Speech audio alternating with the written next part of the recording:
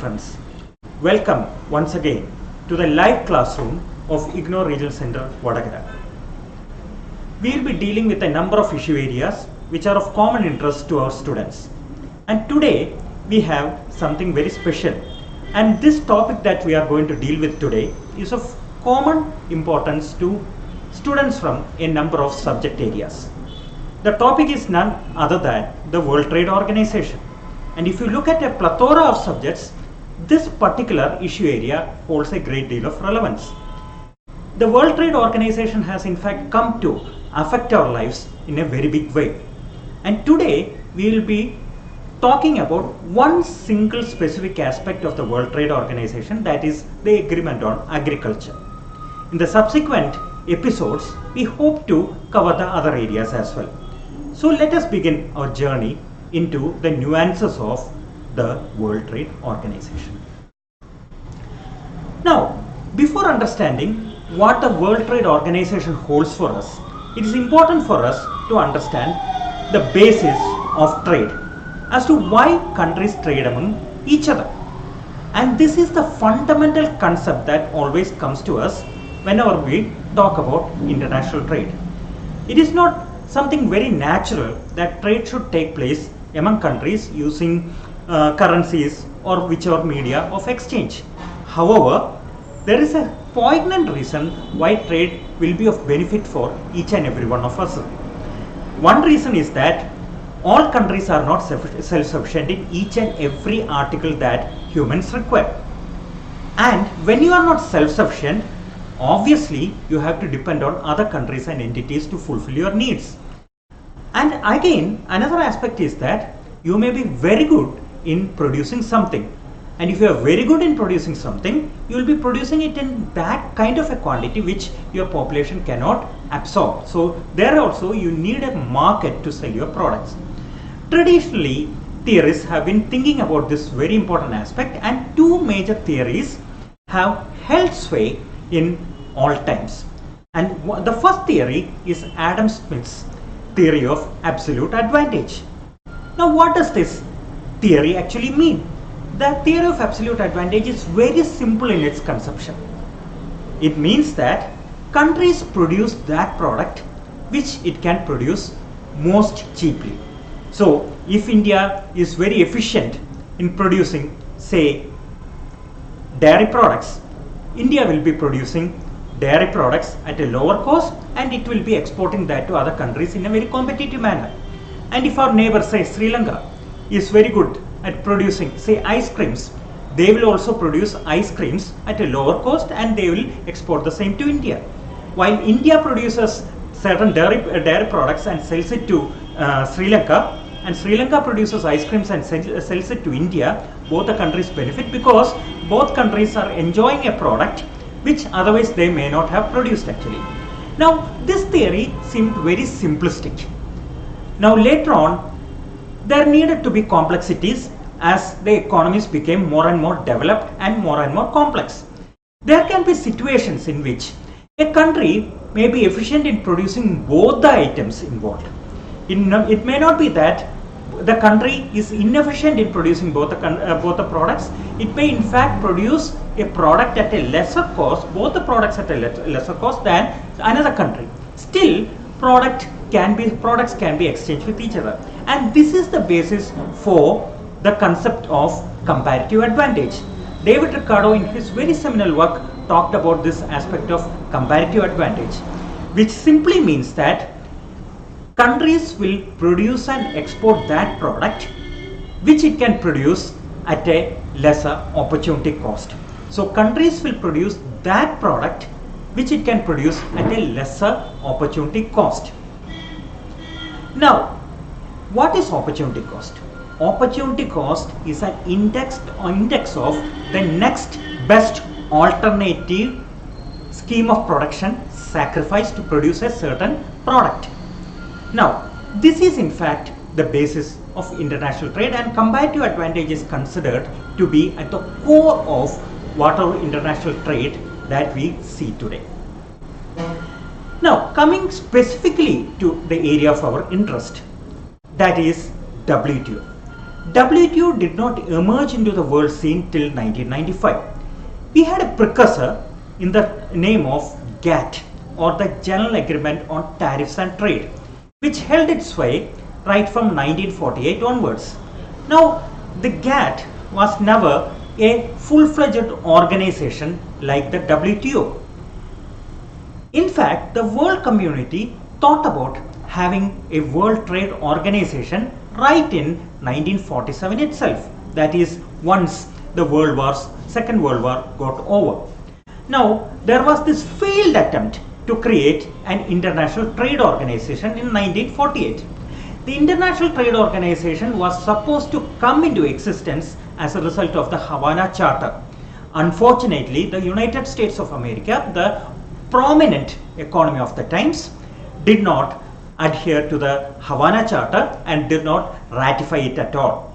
And as a result of this, there was a protocol for provisional application of GATT 1948, and this was signed on 30th October 1947.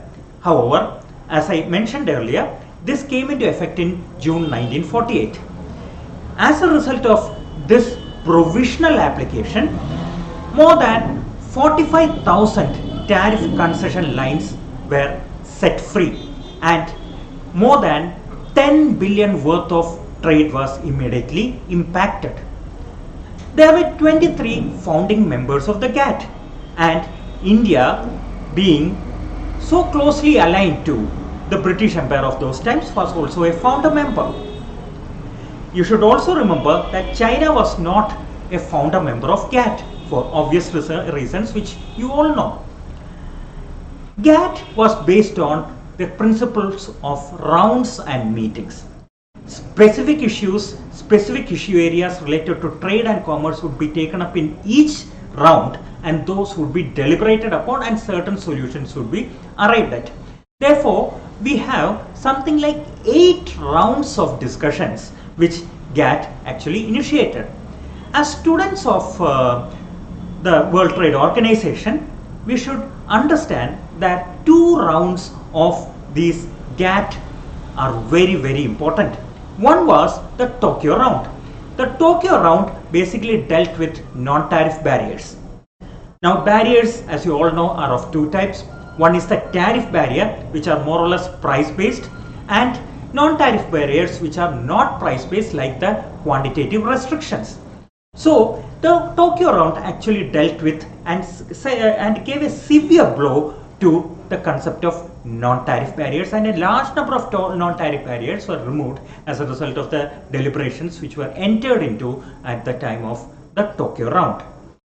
Now, another major round which is of importance for all of us is the Uruguay Round. Now, it is more noted for 2 aspects. One is the discussions that the Uruguay Round initiated in the field of agriculture.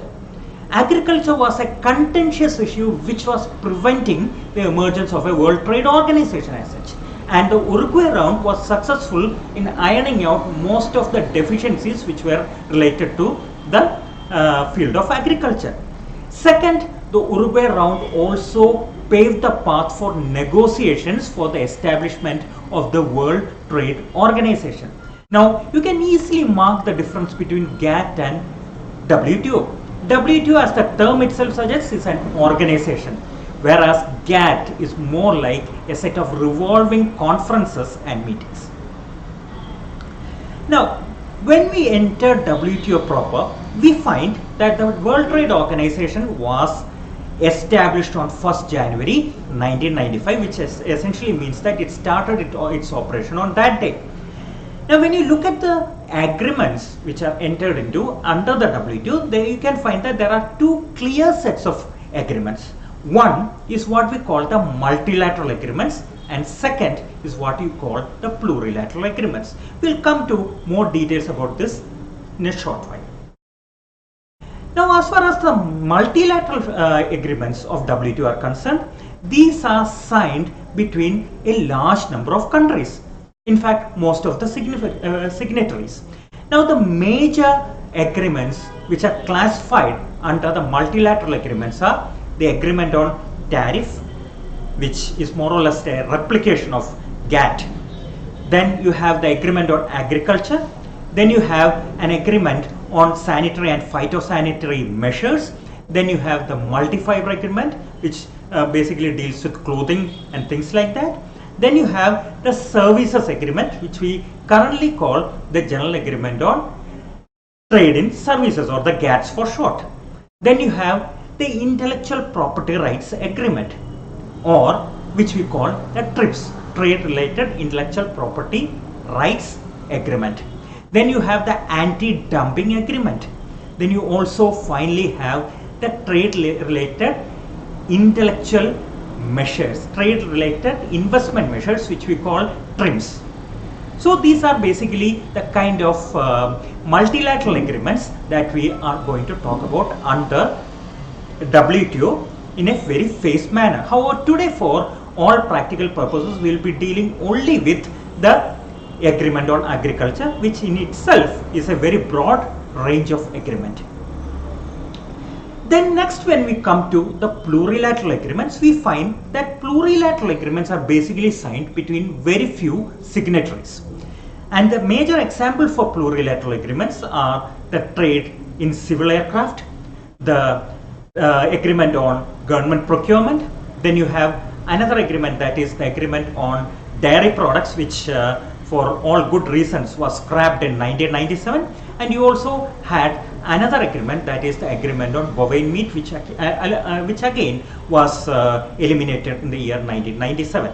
Now, when you look at these plurilateral agreements, the interests of a very few countries converge, and that is why this agreement needs to be signed between only the few participant countries which are truly and really interested in them, and these need not be made more broad based. That is an advantage as well as disadvantage, which in the course of our study we will definitely understand. Then, as far as the broad area of WTO is concerned, one of the major areas that we need to understand very clearly is the area of tariff reduction. Now, when a country enters into the ambit of WTO, they really decide upon two major aspects. One is to cut tariffs, that is, the percentage of tariffs are cut in one form or the other. Then they also agree to bind tariffs at a certain level. Now, what we see actually happening in the WTO is that there is an increase in the number of zero tariff goods. That is, the tariffs on many range of items has been actually cut to 0%. So the 0% tariff goods have increased tremendously after the introduction of the WTO scheme. The second aspect that needs to be understood is that once the WTO came into play, the bound tariffs, or the upper limit or the limits up to which the tariffs had been extended, have been bound in many of the items. That is, countries agree among each other to keep their tariffs at a certain level, and those kinds of bound tariffs have increased in numbers and quantity once the WTO has come into play. Now, if you look at the actual percentages, you will find that developed countries have increased the percentage of their bound tariffs by 78 to 99%. That's a huge increase. Then, if you look at the developing countries even, you will find that developing countries have also increased the number of bound tariffs from 21% to 73%, which is again a huge increase. Now, if you take the condition of transition economies, like many of the countries which emerged out of the former USSR, you will find that the bound tariffs have increased from 73% to 98%, which is again a huge increase which has happened over time. Now, if you look at the industrial tariffs per se, you will again find that the industrial tariffs have come down to the extent of nearly 40%, that is from 6.3% to 3.8%. So you can say actually that the WTO is actually working, and the schemes that have been introduced by the WTO are actually playing out in a level field. And as a advantage of this, we will find that the world trading environment is getting better and more compulsively better by the day. Now that is an advantage, and of course there can be many disadvantages also, which we will keep on discussing through the duration of this course and other avenues when we meet each other. Now, agreement on agriculture. This is one area on which we are going to deliberate in a bit of a detail today. Now, agriculture, we know, is of great importance not only for the developing countries but also for the developed countries. One of the major hindrances in making agricultural trade a level field was the huge kind of support that the European Union and many of the Western countries used to provide their agricultures with the result that the global comparative advantage used to be skewed artificially. If you are going to subsidize your farmers heavily, then no matter at what prices they produce, you are going to subsidize the prices of their products. And that is why in the European Union, under the Common Agriculture Policy, you had oceans of dairy products and similar products flooding every market, because the huge subsidy which used to be given for agriculture products actually made the day very, very heavy and tedious for most other developing countries. Now we shall have a look at the basics of this agreement on agriculture, which was supposed to make the agricultural trading field a level playing place. So the cardinal principle that the agreement on agriculture lays down is that there shall be tariffs and no quotas. And this is very important. There shall only be tariffs and no quotas. Now what is the difference and significance of this? Tariff means these are all price-based mechanisms. And if you are dealing with price-based mechanisms, you have still an option that you vary the prices of your products and you can make a market entry. But if you are going to have quotas, the disadvantage is that the country can peg the number of units which will be imported into their country, and as a result of that, no matter what price you are willing to sell your product at, the product will not enter the domestic market of another country, and it is going to be very, very difficult for that country to sustain itself in the international market. So in any case, as a first principle, we should accept that tariffs are always better than quotas, and tariffs are in many cases bound by the WTO strictures. You cannot just expand your tariffs beyond a limit, whereas quotas have the disadvantage that if you peg your limit at a certain level, then the product cannot come in at all, and that makes trade practically impossible. The first and foremost aspect of WTO with regard to the agreement on agriculture is the aspect related to market access. Now what do we mean by market access? Market access actually tells you how much of your product has access to the market of another country. Now when we are talking about market access, two concepts have to be kept in mind. One is the concept of national treatment, and the second concept is that of most favored nations. When you talk about the national treatment concept, you should actually state that once a product has cleared the customs barrier of one country and come into the domestic territory of another country, then the host country cannot discriminate that product against its domestic competitors. That is, once the customs duty has been paid and it is eligible to sell its product in the domestic market, you cannot impose an additional tariff or duty in the domestic market which you are not imposing on like products from your domestic producers. So that makes the level playing field more possible. And second one is the concept of most favored nations. What do we mean by most favored nations? Most favored nations actually means that the advantage that you provide, the commercial advantage that you provide to a product from a certain country should be extended on a similar basis to the similar product which is exported by a third country into your market. You cannot discriminate except in very minor cases between like products from two different countries.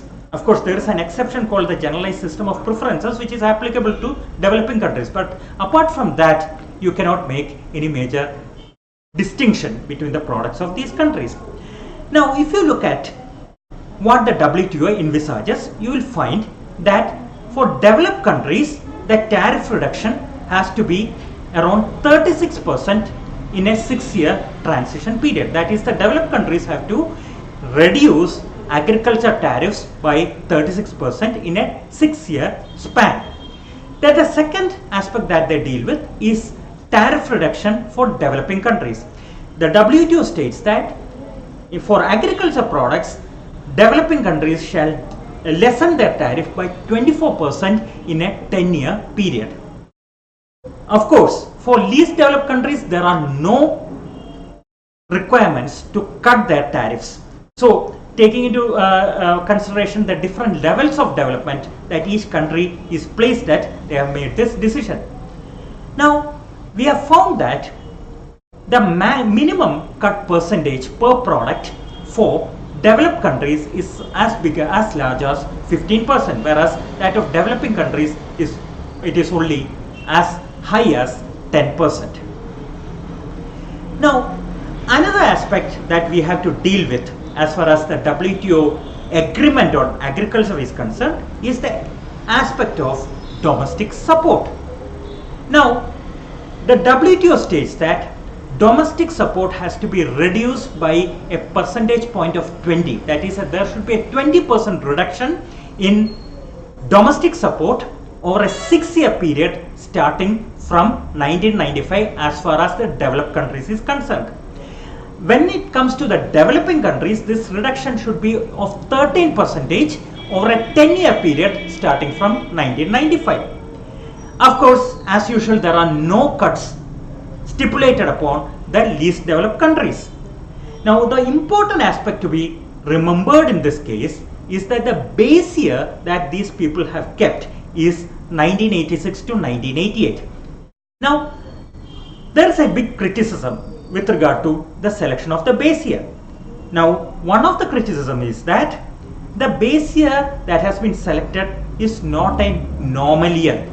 It has been characterized by high agriculture production in certain developed countries, which makes the actual reduction in percentage terms much lesser than the average production year.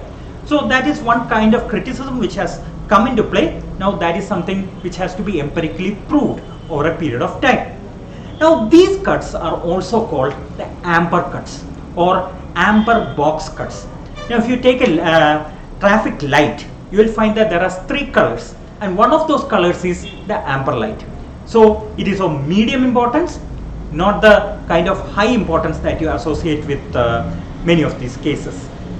Then we come to the third, but perhaps the most important aspects that agriculture has to deal with, that is the aspect of export subsidies. Now, export subsidies are a very debilitating factor.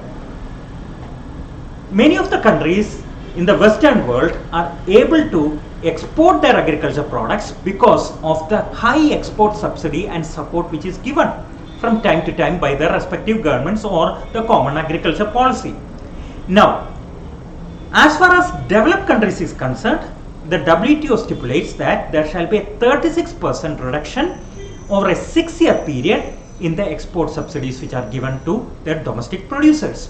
Similarly, as far as developing countries are concerned, the WTO stipulates that there shall be a 24% reduction in export subsidies over a 10-year period. Now, again, the base year is important here. The base year which is stipulated here is 1986 to 90.